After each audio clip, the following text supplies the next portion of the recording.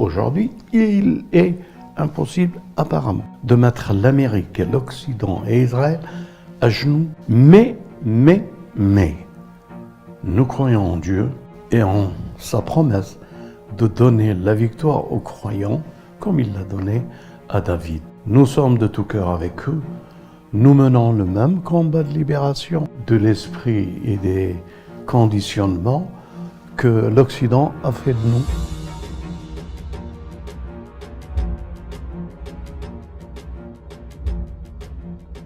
Les frères et sœurs, vous le savez tous, le combat que David a mené contre Goliath, c'était à Gaza et les environs. David combattait un colosse. Quand on dit sur Goliath le colosse, c'était une nation la plus élevée, la plus forte, la plus puissante. Et que les enfants d'Israël n'ont pas pu réussir à la battre. C'était en Palestine. Et David, comme vous le connaissez, cette histoire, a été se présenter au roi des Banu Israël pour qu'il est mandaté par Dieu. Il sent qu'il peut rentrer dans la scène, dans le terrain du combat, et qu'il peut en sortir victorieux. Bien sûr, ça a fait comme la risée de ses frères, de ce roi, en pensant qu'un enfant ne pourrait pas résoudre le souci majeur d'une puissance aussi destructrice que celle que Goliath avait, avec son gouvernorat, c'est comme si aujourd'hui on dit aux Gazaouis, vous allez battre les États-Unis. Ça nous fera et ça fera sourire plus d'un de ceux qui n'ont pas la foi. Ou lui dire que tu vas battre Israël, l'Occident, les États-Unis. C'est impensable. Pas apparemment, pour ceux qui n'ont pas la foi en Dieu, cela paraît impossible. Il a insisté, David.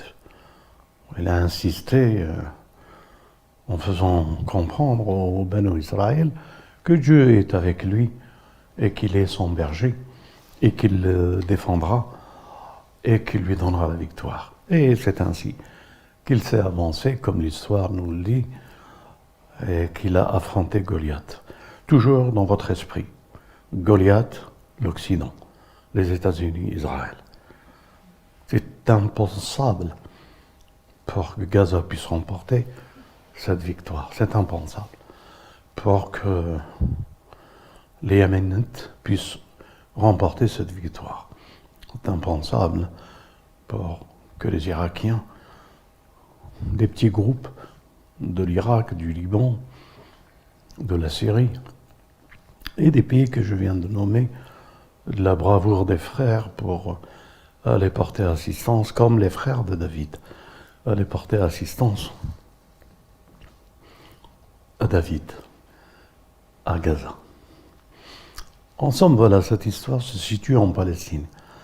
Et elle rappelle bien, pour ceux qui sont versés dans la science, dans l'eschatologie, dans quel tournant nous sommes aujourd'hui. Et nous sommes dans un tournant révolutionnaire. Les alliances ne sont plus les mêmes et les prémices se sentent de plus en plus fortes par la déchéance de l'État sioniste d'Israël, mais même par la déchéance des mensonges, pseudo-valeurs, démocratie, liberté, etc. Tout se met à nu pour ceux qui savent réfléchir, pour ceux qui voient où est le mensonge, où est la vérité, qui peut renforcer, et où est l'exploitation, la colonisation pour dominer. Le monde est aujourd'hui divisé. Et Dieu merci, les peuples américains ont compris, enfin, et les peuples en France ou en Occident, en Angleterre, manifestent le désir d'être présent à Gaza. Et c'est un tournant aussi dans notre histoire contemporaine. Donc nous vivons un événement historique. Jamais on aurait pu peut-être penser qu'un jour nous participerons au même combat de David à son époque. Et voilà ce verset du Coran qui nous parle de ce combat et il nous dit, pour que vous saisissiez bien dans quelle dimension nous sommes et dans quelle dimension l'Occident a compris où nous sommes, et comme il le dit, il aura du mal à lâcher le morceau. Dieu dit dans le Coran, et David tua Goliath. Tout de suite après ce verset, après cette parole, et il lui donnera un grand royaume, et la sagesse, et le califat. Nous sommes devant une histoire où il n'y a pas eu de califat du temps de David, avant David, par notre Père.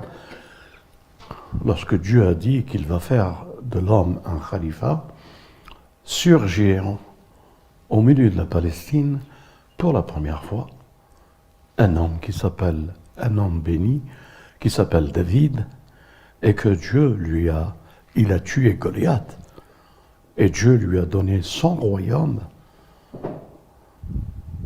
le royaume des Banu, je dirais plutôt le royaume de l'État sioniste d'Israël et de l'Occident. Il tua Goliath, Dieu lui donne son royaume.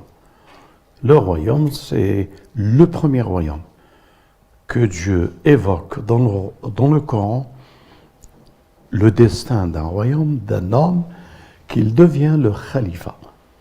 Si vous saisissez cela et que vous comprenez que lorsque David réussit à mener ce combat, salam, et qu'il a gagné ce combat tout de suite après, il devient le califat de Dieu. Il devient le royaume de la civilisation du ciel. Donc, nous avons une pseudo-civilisation qui essaie de contrôler et de mettre un monde à leur existence dans la domination, la colonisation, l'exploitation, un monde uniquement dans une vision de vol et de destruction pour des raisons économiques. Et nous voilà rentrés avec David, et ce que le Coran il dit, dans le royaume du califat, c'est-à-dire une civilisation du ciel, un partage avec équité et mesure de toutes les richesses pour tous les habitants de la terre, et un monde nouveau de justice sans aucune exploitation économique et richesse au détriment d'un autre monde ou d'un autre peuple ou d'autres hommes. C'est-à-dire l'équité même et la justice même prennent naissance à la victoire de David sur Goliath. Alors, si vous saisissez cela, vous comprendrez dans quel tournant nous sommes, dans quel espoir de victoire que les Gazaouis et les Palestiniens sont en train de mener. C'est plus une guerre, comme nous pouvons le penser, la Palestine contre les puissances, c'est la Palestine, Gaza, qui libère le monde entier et qui donne l'espoir de pouvoir réaliser la civilisation de l'équité, de la justice, de l'amour, de la fraternité et du savoir partager et vivre en commun toutes les richesses de cette terre entre les hommes. Nous prions Dieu de les assister dans ce tournant qu'ils mènent et ce combat qu'ils sont en train de mener pour nous.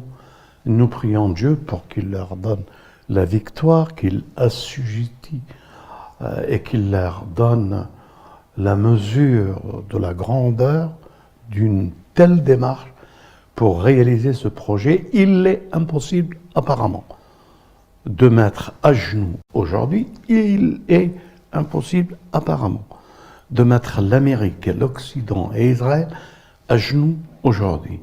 Mais Mais, nous croyons en Dieu, en sa puissance et en sa promesse de donner la victoire aux croyants comme il l'a donné à David. Nous sommes de tout cœur avec eux, nous menons le même combat de libération et de libérateur de l'esprit et des conditionnements que l'Occident a fait de nous. Et il a fait de nous des paumés, des gens qui acceptent avec facilité l'injustice, le déshonneur, et que nous devons retourner les circonstances en la faveur, comme Dieu le dit, la faveur des déshérités. Les déshérités qui hériteront le royaume de la terre, comme il nous a été révélé. Inch'Allah, ensemble, ceux qui partagent ce combat, il y a ceux qui sont sur le terrain, il y a ceux qui font de la communication, et c'est l'une des choses les plus importantes pour nous en Occident, faire partager ce message avec toute fraternité et justice à l'ensemble de notre humanité, qu'elle soit juive, chrétienne ou musulmane ou autre. Que la paix de Dieu soit avec vous, avec tous ceux qui ont cet espoir et cette flamme de David dans le cœur, et Inch'Allah, soyons patients, nous verrons de nos yeux. Si je peux me permettre d'ajouter encore quelque chose, rapidement, David a battu Goliath, il devient khalifa. Le royaume lui est remis les clés du royaume. Gaza, qui remporte la victoire, c'est le signe que le Mahdi et le Messie sont sur terre. Non. Walhamdulillah.